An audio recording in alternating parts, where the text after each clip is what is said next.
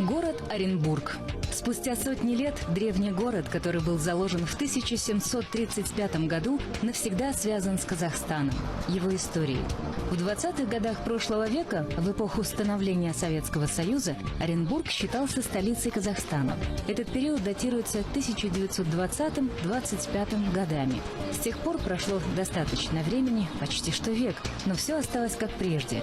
И величественные здания города, свидетели времени, хранят память о тех днях. Особое место занимает это здание. Время становления казахского государства. В 1917 году именно здесь проходили первый и второй общеказахские съезды.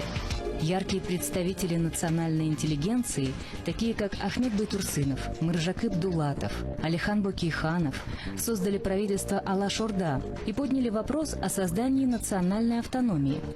В Оренбурге хорошо сохранился дом номер 7 по улице Яицкая, где жили выдающиеся деятели Алаш.